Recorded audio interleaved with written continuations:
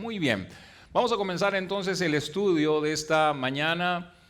Ya sabemos, estudiamos libro por libro, capítulo a capítulo, versículo a versículo. Queremos realmente estudiar la palabra del Señor, queremos aprender de la palabra del Señor. Estamos en el libro de Jueces. Los que no tienen Biblia podrían levantar la mano y podemos entregarles una Biblia. ¿Okay? Y si no tienes una Biblia en casa, podemos regalarte esa Biblia, también te la puedes llevar. Muy bien, Jueces entonces, ya hace 2 semanas van a ser que no estamos estudiando el libro de Jueces por los acontecimientos pues suscitados, ¿no? Entonces, Jueces capítulo 2. Vamos a recapitular rápidamente. El domingo antepasado mencionamos que después de la muerte de Josué, ¿sí? Israel perdió un gran eslabón en su liderazgo. Dijimos que así como Moisés fue el gran líder utilizado por Dios para sacarlos de Egipto, Moisés, Josué fue el gran líder utilizado por Dios para meterlos en la tierra, para introducirlos en la tierra de la promesa. Sin embargo, a diferencia de Moisés, Josué no señaló ningún líder después de él para que guiara pues a la nación, y por esa razón Israel se encontraba en un estado en donde debía poner, y lo dijimos el domingo antepasado, donde debía poner pues su plena confianza en Dios. Entonces, durante el periodo de los jueces, el cual duró cerca de 340 años, no hubo un cargo permanente en el liderazgo de la nación, como sucedió pues con Moisés, como sucedió pues con Josué. Solo habrían líderes temporales, pues llamados jueces, ¿ok? Y el término de juez o shafat en el hebreo describe a alguien que decide los asuntos legales del pueblo. Y esta palabra shafat deriva de la palabra hebrea shofetín, que significa hacer las cosas rectamente. Eso es lo que significa, alguien que hace las cosas rectamente. Entonces, sin sus líderes permanentes, el pueblo de Israel se enfrentó pues a grandes obstáculos, rodeados ellos de inmoralidad, rodeados ellos de idolatría, ¿sí? Un periodo de 340 años, conocido también como el periodo del oscurantismo de Israel. Sin embargo, Dios nunca, a pesar de que era un tiempo oscuro, a pesar de que era un tiempo difícil, Dios nunca apartó de ellos su gracia. Dios nunca apartó de ellos su amor para corregirlos. El libro de los Jueces es básicamente entonces una historia sobre la paciencia de Dios hacia los israelitas, ¿sí? El pueblo pecaba, eran ellos reprendidos, se arrepentían y hallaban misericordia, ¿sí? Nos encontramos y nos vamos a encontrar con esto en cada página del libro de los Jueces, ¿sí? Y estas cosas están escritas hoy en día para nosotros. Estas cosas están escritas para advertirnos, para nuestra advertencia, ¿sí? ¿Cuántas generaciones pueden pasar en 340 años, ¿sí? Viviendo así, en ese continuo estado, vamos a decirlo? Me pregunto yo, ¿cuántos de nosotros estamos de pronto experimentando el mismo ciclo hoy en día en nuestras vidas? Pecando, de pronto siendo corregidos, arrepintiéndonos, hallando misericordia y otra vez a lo mismo, en esa montaña rusa, vamos a decirlo, ¿sí? Retrasando así pues las promesas que Dios tiene para ti, retrasando así las promesas que Dios tiene para cada uno de nosotros, las promesas que Dios quiere también de algún modo mostrar a otros también a través de nosotros. Leamos Jueces capítulo 2 versículos 1 al 3. Jueces 2 versículos 1 al 3 dice: el ángel de Jehová subió de Gilgal a Boquín y dijo: yo os saqué de Egipto y os introduje en la tierra de la cual había jurado vuestros padres, diciendo: no invalidaré jamás mi pacto con vosotros. Escucha, no voy a invalidar jamás mi pacto con vosotros, con tal que vosotros no hagáis pacto. Escucha, no voy a invalidar mi pacto contigo, con tal de que tú no hagas pacto con los moradores de esta tierra, cuyos altares habéis, dice, de derribar, mas vosotros no habéis atendido a mi voz. ¿Por qué habéis hecho esto? Por tanto, yo también digo, no los echaré de delante de vosotros, sino que serán azotes para vuestros costados, y sus dioses os serán, dice, tropezadero. Creo que se fue la batería. A ver, serán tropezadero.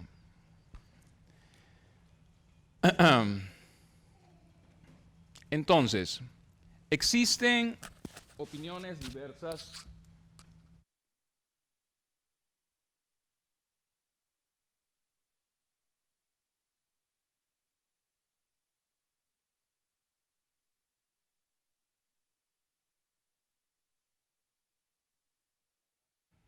Hola, hola.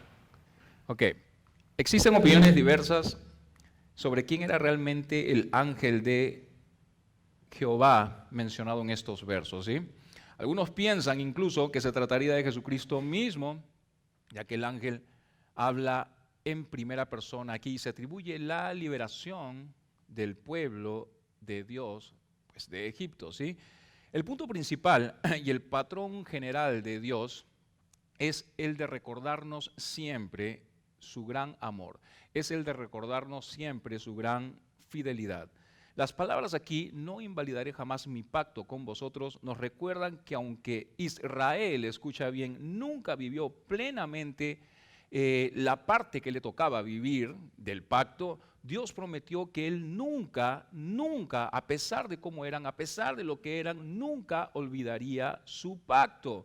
El gran problema que siempre tuvo Israel fue su condición espiritual. Ese fue el gran problema de Israel, su condición espiritual deplorable, porque así fue. Esa condición siempre estuvo detrás de su fracaso ante la victoria. Si no podían ganar, no podían tener victoria porque su condición espiritual, una vez más, era deplorable. Los primeros años de la campaña en Canaán, Dios peleó por Israel. Y tú recuerdas, ¿verdad? Cuando estuvimos incluso estudiando el libro de Josué, victoria tras victoria. Entonces, los primeros años de la campaña de Canaán, Dios peleó por Israel de una manera sobrenatural, porque así fue. Fue sobrenatural. Cómo el Señor abrió, recuerdan ustedes, el Jordán para que ellos crucen, fue sobrenatural. Pero Él nunca, y escucha bien esto, Él nunca tuvo la intención de que toda la campaña para conquistar a los cananeos fuese pues o fuera de esta manera. Y muchas veces nosotros de algún modo nos mal acostumbramos, ¿verdad? Es por eso que Dios siempre pone un tiempo de prueba sobre nosotros, así como lo hizo también con Israel. Generalmente deseamos que Dios haga toda la obra por nosotros. Deseamos que una mañana de pronto pudiésemos despertar y tener la certeza o tener la certera obsesión, vamos a decirlo, que el pecado ya no esté allí más, ¿verdad? Quiero que el Señor quite de mí esto y quiero despertar y ya no tener esto encima mío, ¿verdad? Sin embargo, necesitamos entender que a veces Dios nos concede una liberación milagrosa, pero más a menudo Él requiere nuestro compañerismo con Él en el proceso de crecimiento cristiano. ¿Me dejo entender? En otras palabras, nosotros necesitamos poner de nuestra parte. Nosotros necesitamos pelear para poder conquistar. Nosotros necesitamos hacer el trabajo para que eso con lo cual tú estés en este momento luchando pueda o deba o sea quitado de nuestras vidas. Dios está poniendo su parte, pero nosotros necesitamos poner la nuestra. ¿Me dejo entender? Quiero dejar de fumar. Pues deja el cigarro a un lado. ¿Me dejo entender? Necesitamos poner acción. La acción va al lado de la oración, ¿verdad? En algún momento estuvimos conversando de esto, ¿verdad? Alexis, oración. Oración. Necesitamos orar y mantener acción en ese tipo de situaciones. Ahora, en el verso 3 de Jueces 2 dice, serán azotes para vuestros costados y sus dioses, dicen, os será tropezadero. Esa sería la consecuencia si no se apartaban de los dioses de los cananeos. ¿cuántos podrían ser los dioses que de pronto, de algún otro modo, podamos nosotros tener alrededor de nuestras vidas? Un Dios, cualquier cosa que esté sobre nuestro Señor, sobre el verdadero Dios, aquella cosa al cual de pronto dedicamos mayor parte del tiempo de nuestras vidas. Y estamos ahí, perennes, constantes, allí con eso y allí con eso, y al Señor de algún modo lo dejamos de lado. Aquello que es primero, de algún modo, vendría a ser pues tu Dios. Dios tiene que ser primero en nuestras vidas. Él debería ser, tiene que ser lo primero en nosotros, ¿verdad? Quiero que vayamos un momento a Éxodo 33, versículo 55, y quiero que leas o escuches lo que voy a decir. Éxodo 33, 55 dice: y si no echaréis a los moradores del país de delante de vosotros, sucederá, dice, que los que dejaréis de ellos serán por aguijones, escucha, si los dejas allí. Éxodo 33, 55. Dice, voy a leer una vez más, y si no echaréis a los moradores del país de delante de vosotros, sucederá que los que dejaréis de ellos, dice, ese resto que vas a dejar allí, serán por aguijones, dice. Serán por aguijones en vuestros ojos y por espinas en vuestros costados, y os afligirán sobre la tierra en que vosotros habitaréis, dice la palabra del Señor. Serán por aguijones. Serán por aguijones. Ahora entre los versos 4 al 6, ¿no está? ¿No tiene? Ok.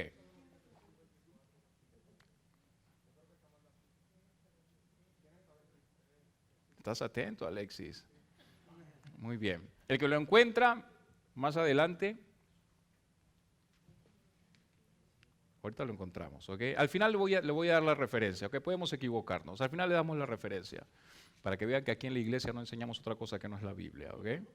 Ahora entre los versos 4 al 6 de Jueces 2 vemos la respuesta de Israel. El pueblo entonces responde con llanto y tristeza. Vamos a leer los versículos 4 al 6 de Jueces 2.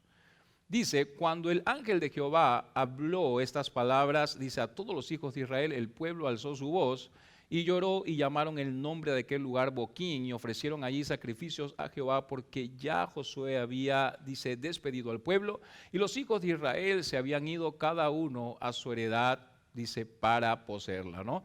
Esta respuesta emocional por parte del pueblo dio mucha esperanza aquí. Podríamos pensar que con todo el llanto y el lamento había una razón pues para creer que la palabra de Dios tuvo un profundo impacto sobre ellos, ¿verdad? Y que estaban de camino hacia un reavivamiento genuino de la obra de Dios entre ellos. Sin embargo, este no fue el caso aquí. Mostraron remordimiento, pero no mostraron arrepentimiento. Escucha bien, mostraron remordimiento, mas no arrepentimiento. Y algo que tenemos que saber nosotros, pues,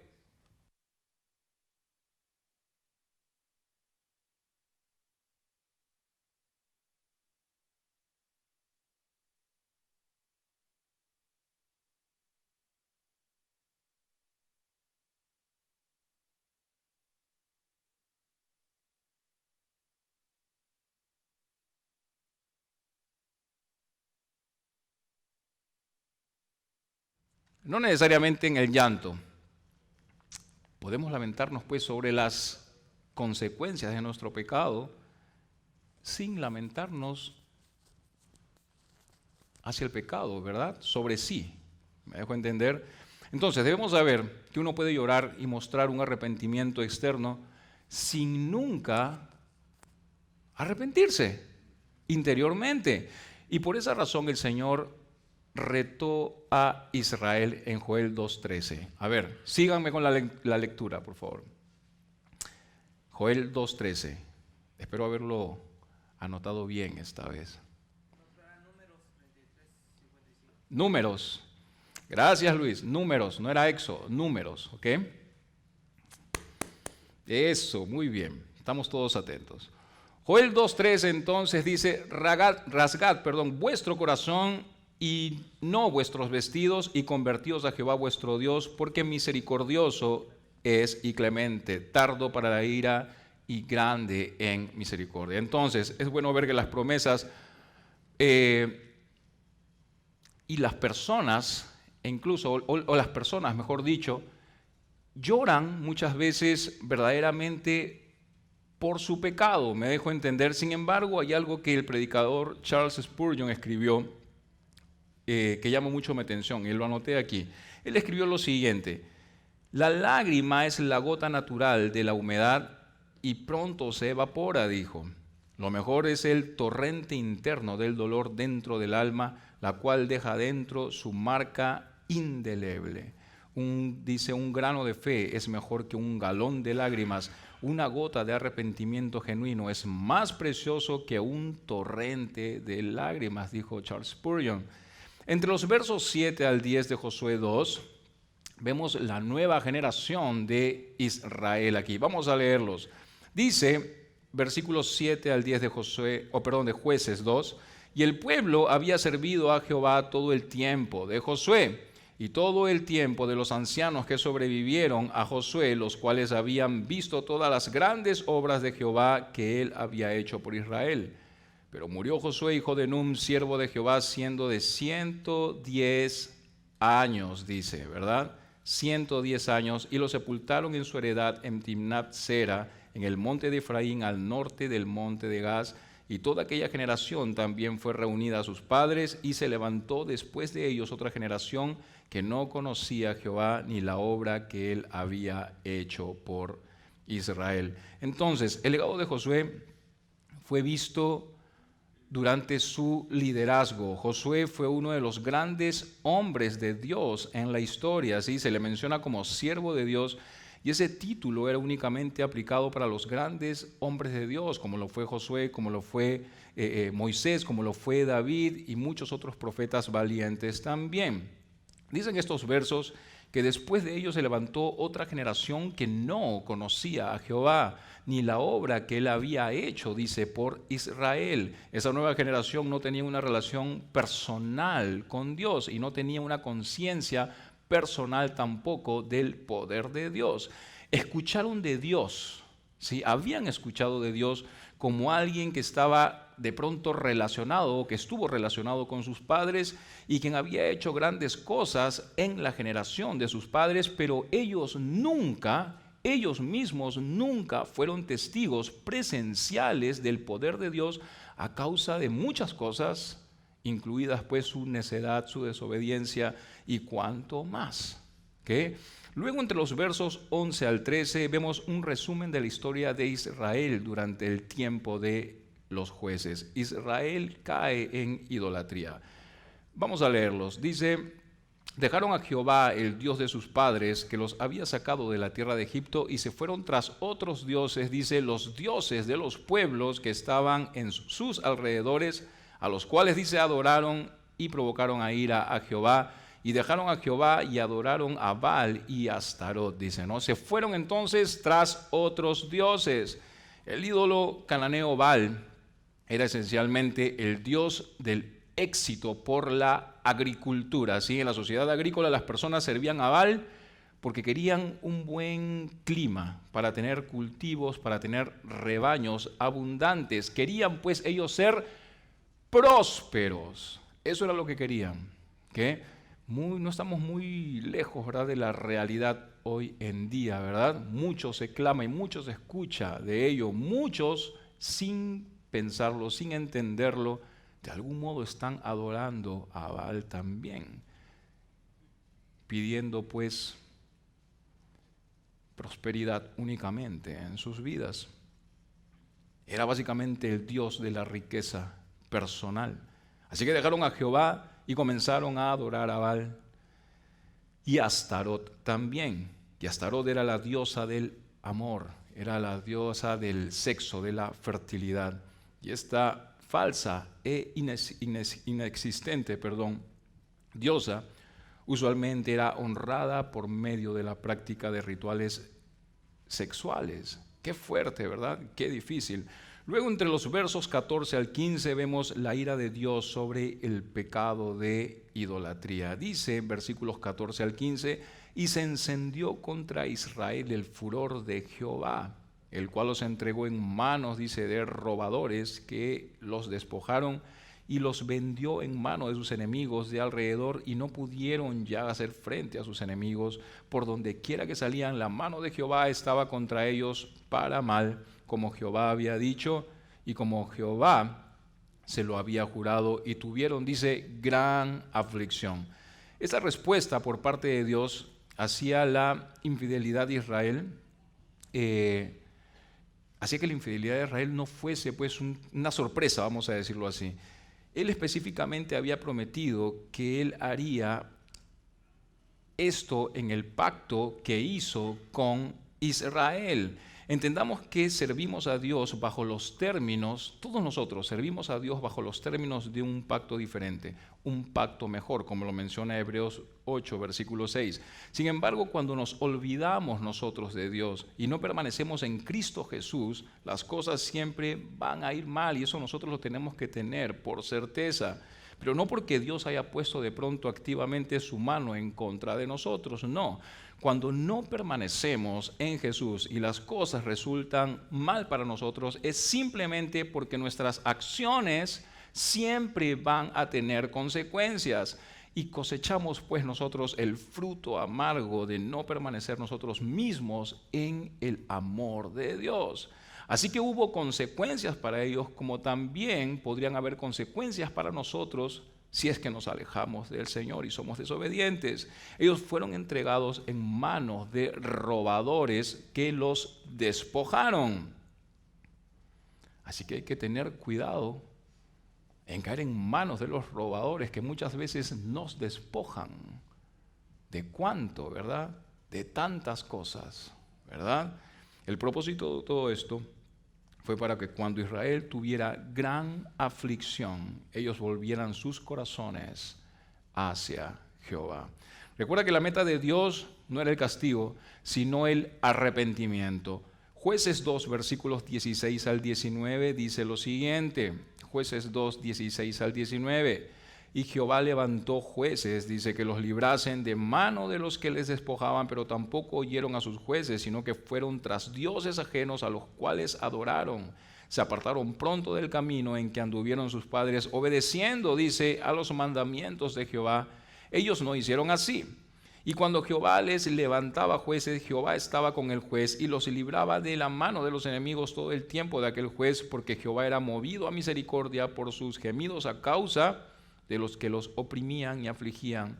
Mas acontecía que al morir el juez, ellos volvían atrás y se corrompían más que sus padres, siguiendo a dioses ajenos para servirles e inclinándose delante de ellos, y no se apartaban de sus obras ni de su obstinado, dice, camino, ¿sí?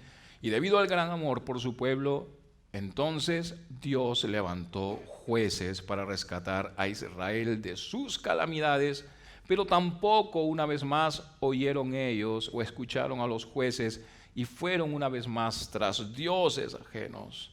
Podemos darnos cuenta entonces que durante el tiempo de los jueces, Israel solo clamaba a Dios y dependía verdaderamente de Él en los tiempos de aflicción únicamente.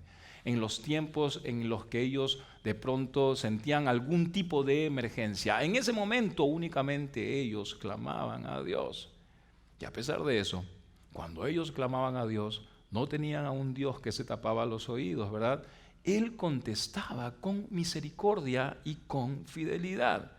Esa conexión del pecado, castigo y liberación explica el por qué algunas personas están en un constante estado de crisis espiritual.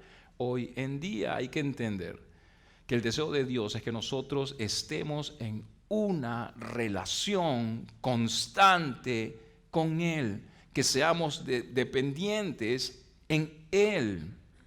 Juan 5, 19 dice lo siguiente: de cierto os digo, no puede el Hijo hacer nada por sí mismo, sino lo que ve hacer al Padre, porque todo lo que el Padre hace, también lo hace el Hijo igualmente, dice la palabra del Señor.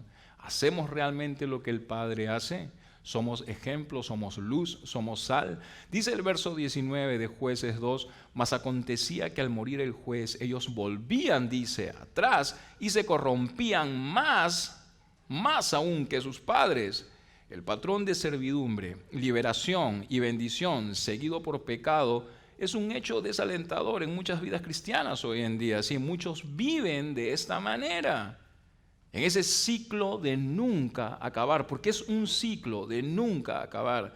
En su escasa madurez espiritual siguen viviendo de esta manera, con un pie adentro y otro pie afuera, y no entienden que para Dios no hay un pie adentro y un pie afuera, que para Dios no hay tibios, o eres frío o caliente, pero no tibio. Apocalipsis 3, versículos 15 al 22 dice: yo conozco tus obras, que ni eres frío ni caliente. Ojalá fueses frío, dice, o caliente. Pero por cuanto eres tibio y no frío ni caliente, qué fuerte, ¿verdad? Te vomitaré de mi boca. Porque tú dices, yo soy rico y me he enriquecido, y de ninguna cosa tengo necesidad. Y no sabes que tú eres en realidad un desventurado, miserable, pobre, ciego y desnudo. Por tanto, yo te aconsejo que de mí compres oro refinado en fuego, para que seas rico, y vestiduras blancas para vestirte, y que no se descubra la vergüenza de tu desnudez, y unge tus ojos con colirio para que veas. Yo reprendo y castigo a todos los que amo. Sé pues celoso, dice, y arrepiéntete. He aquí, yo estoy a la puerta y llamo. Si alguno oye mi voz y abre la puerta, entraré a él y cenaré con él y él conmigo. Al que venciere le daré, dice, que se siente conmigo en mi trono, así como yo he vencido y me he sentado con mi Padre en su trono. El que tiene oído, oiga lo que el Espíritu dice a las iglesias. Es lo que dice la palabra del Señor. O frío o caliente, pero no tibio, ¿verdad? Y para culminar, Jueces 2, versículos 20 al 23. Vamos a leer versículos 20 al 23. Dice, versículos 20 al 23, y la ira de Jehová se encendió contra Israel, y dijo, por cuanto este pueblo traspasa mi pacto, que ordené a sus padres, y no obedece a mi voz, tampoco yo volveré más a arrojar de delante de ellos a ninguna de las naciones que dejó Josué cuando murió, para probar con ellas a Israel si procurarían o no seguir el camino de Jehová, andando en él como lo siguieron sus padres. Por esto dejó Jehová aquellas naciones sin arrojarlas de una vez, y no las entregó en mano, dice, de Josué. Entonces, después de fijar sus corazones en cosas pecaminosas, Israel halló que Dios les dio,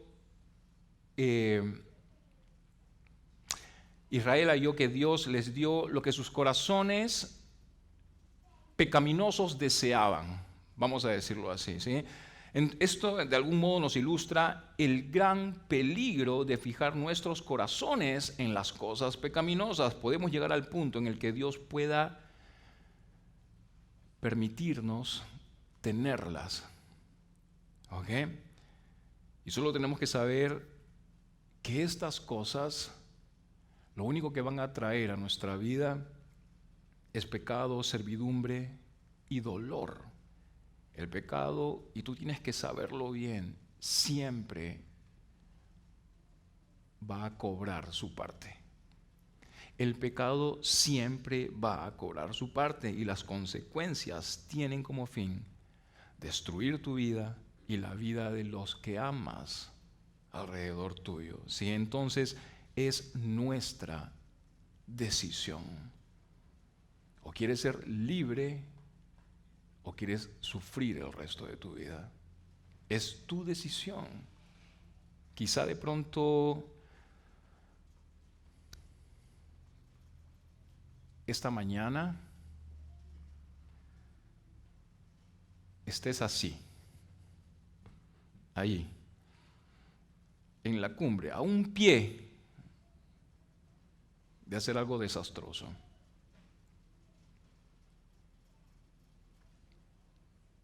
Quizás estás luchando con eso. Quizás has estado luchando con eso mucho tiempo.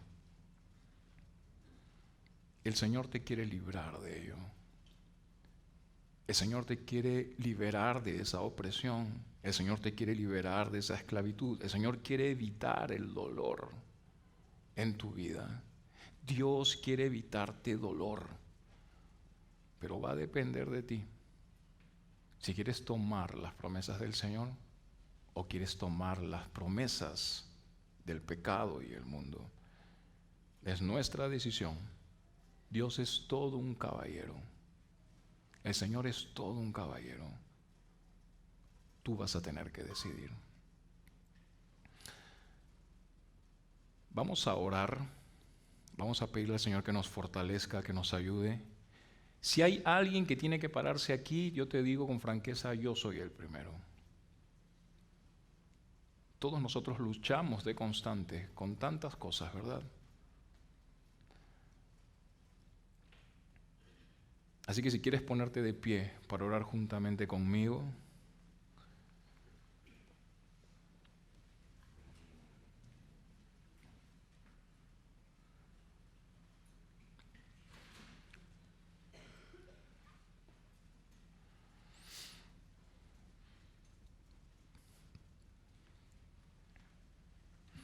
Señor, 340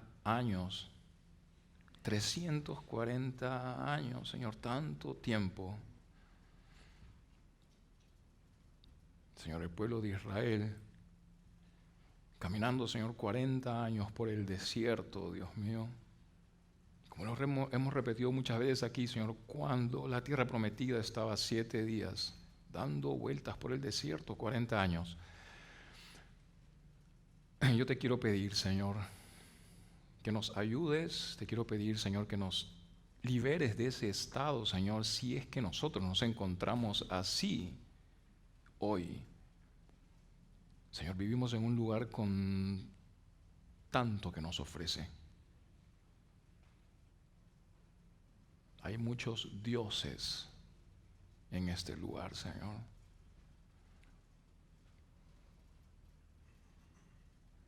Yo te quiero pedir, Señor, que nos des fortaleza para poder permanecer en ti, Señor, para poder confiar en ti, Señor, para tenerte a ti, Señor, en primer lugar, Señor, de nuestras vidas. Que no olvidemos, Señor, quiénes somos. Que no olvidemos, Señor, aquello que nos enseñaste, Señor, posiblemente en nuestro primer amor, Dios mío. Aquellas promesas que nos regalaste, aquellas promesas que nos diste, Señor.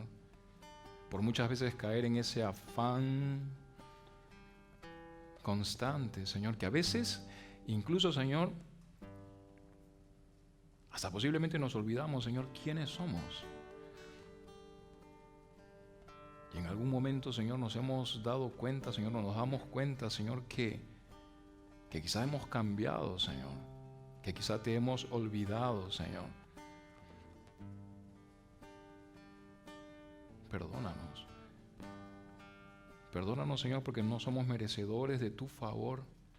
Sin embargo, Señor, tal cual le mostraste, Señor, a tu pueblo, Dios mío, a pesar de todo ese tiempo, Señor, transcurrido, Señor, sin un líder, tú estuviste allí. Tu gracia y tu misericordia, Señor, fueron constantes, Dios mío, tu amor incondicional, Señor.